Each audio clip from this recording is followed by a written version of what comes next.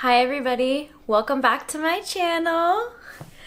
Today I'm here to talk about week 2 of my assignment in the COVID-19 Arizona ICU. If you guys want to follow along, please like, subscribe, comment. If you guys have any questions that you want me to answer, leave it down in the comments. I'll answer it in the next video. And let's get started.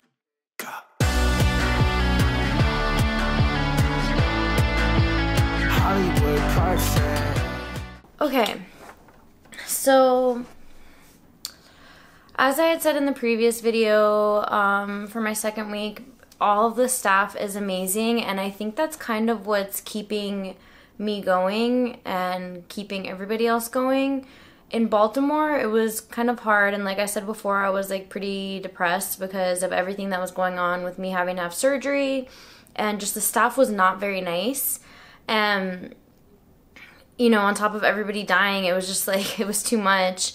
So in Arizona right now, currently, every single patient is still COVID in the ICU. The hospital's at full capacity. We're having to transfer some patients out to make room for other patients. Sometimes we can't even accept patients and they're just staying in the emergency room, just intubated, and they have to get transferred out somewhere else. And everybody's dying. A lot of people are dying. We're not extubating many patients. But at least the staff is nice, so that makes it a little better. It makes it not as hard to go to work knowing that it's already going to be hard emotionally, because we're seeing these people coming in, walking and talking, and a lot of times the only way that they're leaving is unfortunately through dying, and it is very emotionally taxing. But having a good team definitely makes a huge difference. So I just wanted to say that because I was kind of apprehensive to come over here from the bad time that I had in Baltimore. But I mean, New York was, for lack of a better word, like a crap show. And, you know, the staff, even though they were mean at first, they eventually warmed up to all of the travelers, and it was easier to deal with. So I am happy being here. The biggest thing this week is that I did have a 25-year-old. He had no history, no comorbidities, and he is currently on a ventilator with COVID, full vent support, super sick, and like we had tried to take him down like a little bit to let him try to breathe on his own to see if he could, and he's just not doing well. So that's my one patient that kind of hit really hard this week. All of my patients have passed away. A lot of other nurses' patients have all passed away as well. We had like one guy get extubated and go to the floor, but just a lot of people are just passing away.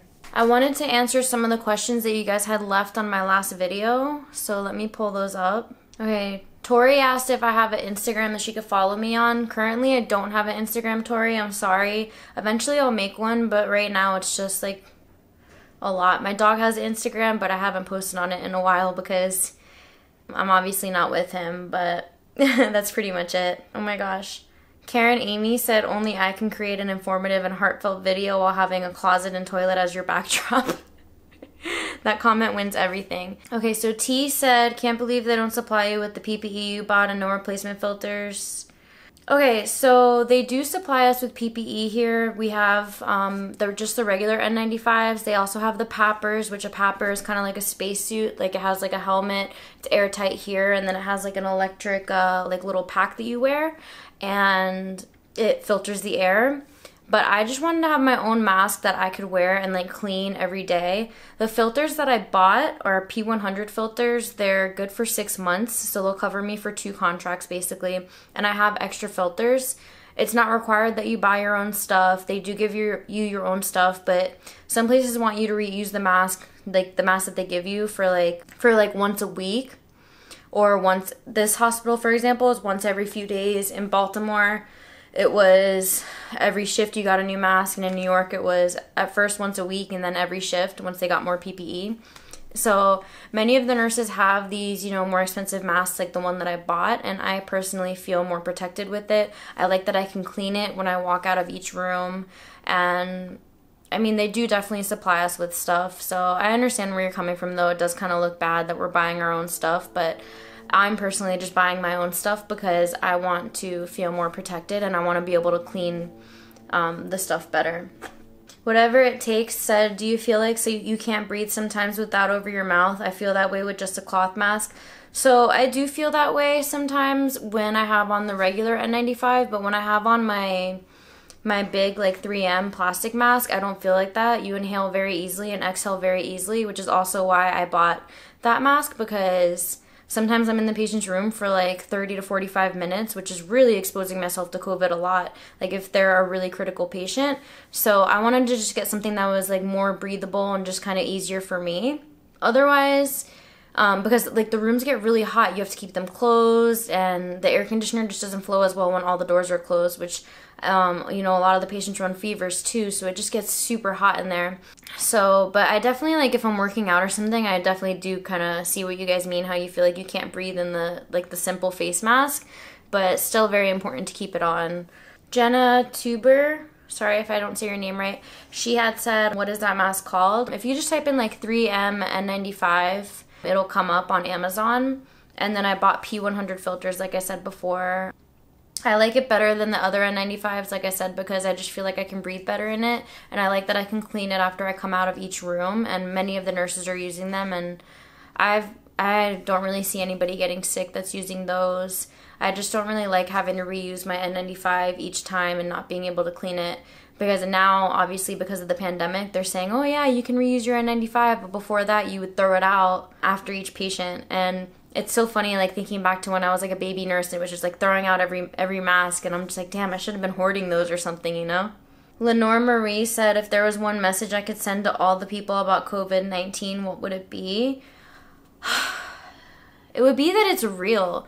Like, it's so frustrating to me, and, like, I don't know, it just really makes me sad that some of these people are legit just, like, COVID's not real, they're lying to you, blah, blah, blah, like, all of the emotional trauma that I'm experiencing, like, I know, like, I'm funny and I'm bubbly and, you know, obviously I hide it, but, like, all of, like, the emotional trauma that I'm legit experiencing, like, every assignment, just watching all these people die, like, watching people my age die, watching these people come in, walking and talking, and not being able to see their families, dying alone, you know, like, they're dying with us, but their family can't see them, you know, like, and just, like, all these conspiracy theorists that are just saying it's not real, and, like, the people that comment on my videos sometimes, and they're just like, shame you shaved your head for a fake pandemic, or shame that you're wasting your life, like, devoting your life to a fake pandemic, like, this isn't real.